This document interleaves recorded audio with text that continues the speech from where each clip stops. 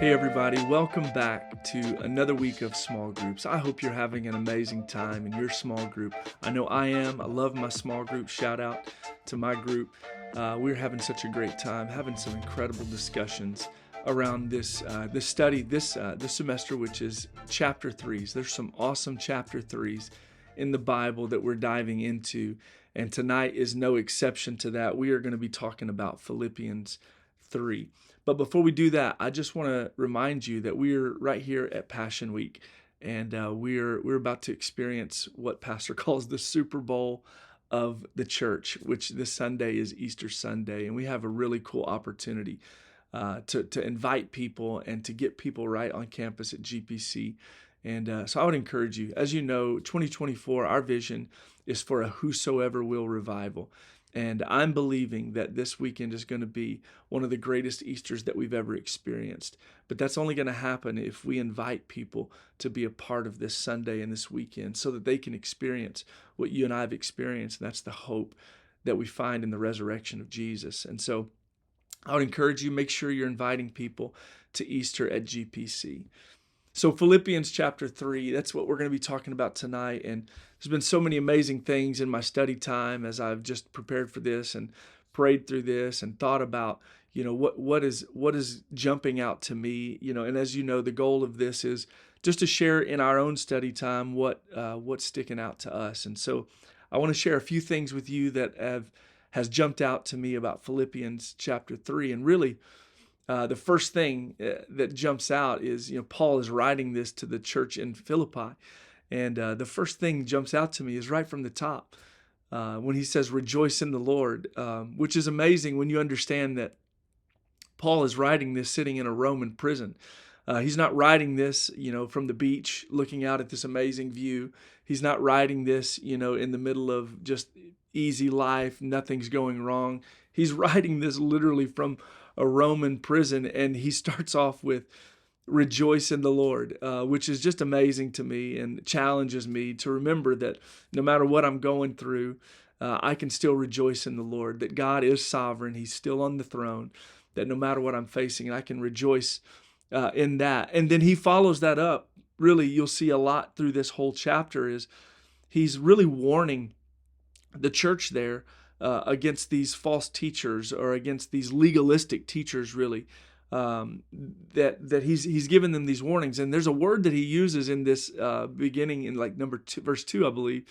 And he says, you got to watch out for these dogs, which is really strong language whenever you understand what Paul is trying to say, because I know when we hear the word dog, we probably, in our time, we think of cute little furry pet, or we think about our own pet, our own dog. I have an amazing dog. He's a little black golden doodle, and we love him, and he's awesome. And so that's what we think about. We think about, dogs are man's best friend. And so when you think Paul, when you read that, you say, Paul, what are you talking about? Watch out for these dogs. You have to understand that it's not cute little furry pets, and he's not equating these legalistic teachers and these people as cute little pets or our little animals. He's referring to these people and what dogs were in that time. So to understand that, I did a little research, and I found the way one writer put it as he was describing these dogs.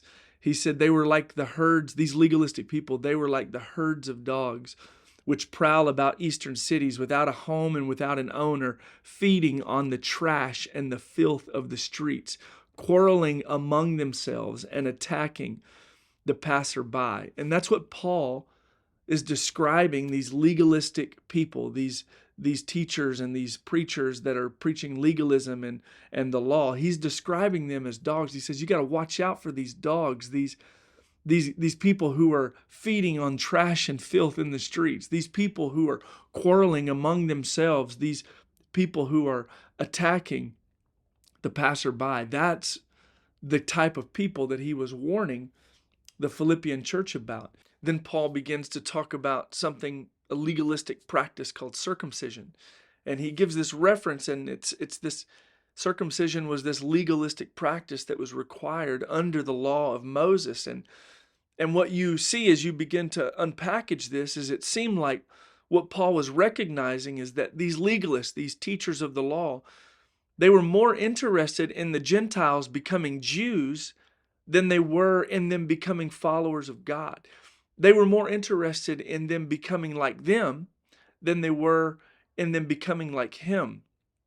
So Paul, in the way that Paul does, he flips the script on them, and he calls this practice of circumcision, he calls them mutilators, basically saying that all you're doing is just cutting your flesh like pagan practices, like the pagans did in the Old Testament, like you were warned against in Leviticus, that this is just a pagan practice, saying it's all done in the flesh.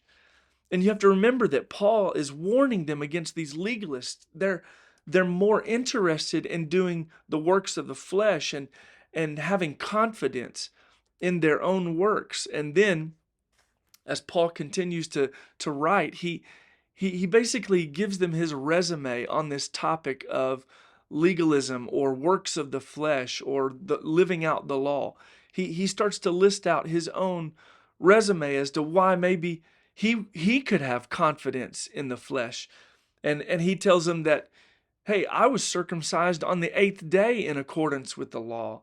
He told them, he said, I'm from the stock of Israel, meaning I'm a descendant, a direct descendant of Abraham, Isaac, and Jacob, which makes me an heir to God's covenant with them. It's like he's given him his resume. He said, I was from the tribe of Benjamin. And you have to understand, Benjamin, that tribe was a distinguished tribe. It's who gave Israel its first king. And he's saying, I'm from that tribe. And then he goes a little deeper.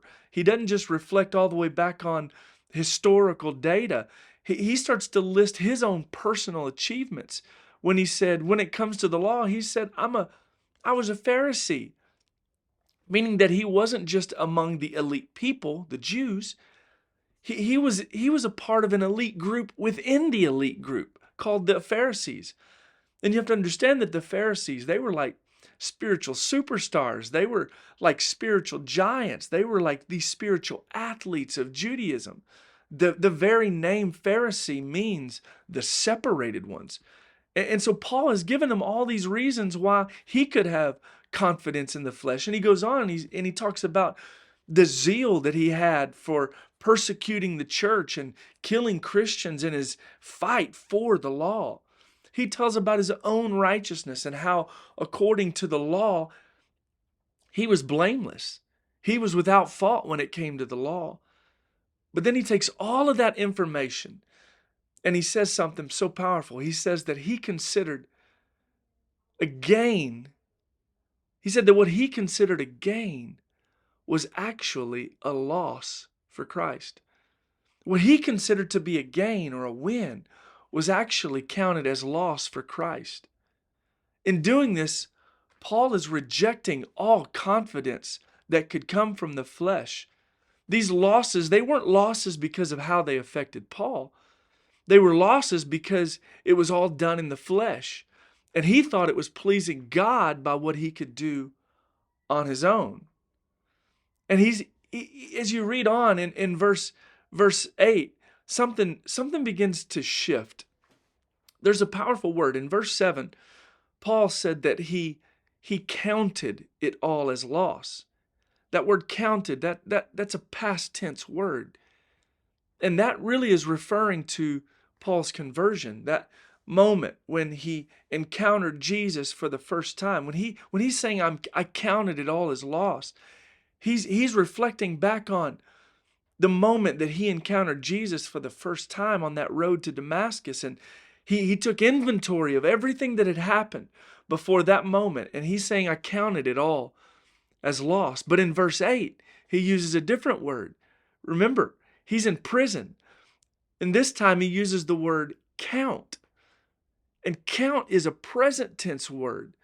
So here we are, Paul, 30 years later, sitting in a prison for preaching the gospel, and he's still saying it was all worth it. Every bit of it, everything that I've experienced over the last 30 years, it's all worth it. I count everything that's happened, All of the other stuff, all of the works of the flesh, I count it all as loss. Everything he had experienced up until that point, everything that he had experienced and everything he was still experiencing, he's saying it was still worth it. It was still worth it. He said, I count it all a loss because I know who Jesus is. Everything else, it doesn't matter. Everything else is a loss because I know who Jesus is. And then when you read on in the verse 10, we hear this. It's like this plea of Paul's heart when he shares the reason for his confidence and for his suffering. And this is what he says. He said, that I may know him and the power of his resurrection and the fellowship of his sufferings, being made conformable unto his death, that I may know him. When he says that I may know him, knowing him, that's not a head knowledge. That's not just knowing who he is. That's not just knowing about him. That's not just knowing Jesus and a head knowledge. It's a personal relationship. You hear the plea, the cry of Paul's heart when he says, I want to know him. I want to be in relationship with him. And then he said, in the power of his resurrection, meaning I want to know the same power that raised Jesus from the dead. We know that it's that power of that's God's Spirit living inside of us. And he's saying it's all worth it because of what I've gained. Everything that I've experienced is worth it. Not because of what I can gain through my own works, but because what I've gained through the supernatural, what I've gained through the Spirit of God. I've gained the Holy Ghost. I've gained the Spirit of God, the power of God living and operating through me. That's what Paul is saying. And then he said the fellowship of his sufferings. And that means that in his suffering, in Paul's suffering, he knew he wasn't alone. He knew that whatever he faced, whatever hard times he found himself in, whatever prison he found himself locked up in, that there was fellowship with Jesus because of the price that he paid and the things that he suffered through. That's why nothing else mattered to Paul. Everything else was counted as a loss because he gained a relationship with Jesus. He gained the power of the Holy Ghost. He gained a fellowship through his suffering. And Paul ends this segment by telling them, he said, and this is probably the iconic part, feels like every chapter that we're bringing has this iconic moment. In verses 12 through 14, this is like the iconic moment, the thing that's been preached and quoted many times. He tells them, he said, I haven't reached the end. I haven't reached perfection. He said, I'm forgetting the things that are behind me, and I'm focusing on what's ahead of me. I'm pressing toward the mark of the high calling of Jesus Christ. That's what he was doing. I'm not done. This isn't over. All the great things that's happened, all the horrible experiences that's happened to me, all of the pain and the suffering, I'm going to go ahead and forget all that because there's still work to be done. There's still people that need to hear about Jesus. There's still a prize to be obtained. There's still a mark that I'm pressing toward. That's what he was saying. And then last thing I'm going to share with you that just messed with me. It just convicted me. And that's in verse 18, where Paul, he gives this one final warning. He said in verse 18, for many walk, of whom I have told you often.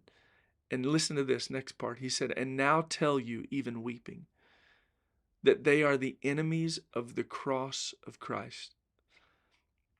He tells them, he's writing this. He said, I want you to know that what I'm telling you about right now, what I'm writing to you about in this moment, it causes me to weep. It grieves me. I don't know of anywhere else in the scripture that we see Paul weeping. Out of everything that he suffered, out of everything that he endured, literally sitting in prison as he writes this letter. He'd been beat, he'd been scourged, he'd been messed up, maimed. I can't even imagine all of the experiences. You can read in the New Testament Paul's experiences that he lists a ton of them. Shipwrecked, left naked. It was just crazy, the stories that Paul would have of all of his suffering. But we never see an example of him complaining, and we never see anything about him groaning, and we certainly never see anything about him weeping. But in this verse, in verse 18, he tells the church in Philippi that this is causing me to weep. He's warning them about these enemies of the cross, and he tells them that he's sitting in prison weeping about the enemies of the cross. He's not weeping about being in prison. He's weeping about people who are claiming to be leading people to God while they're living ungodly lifestyles.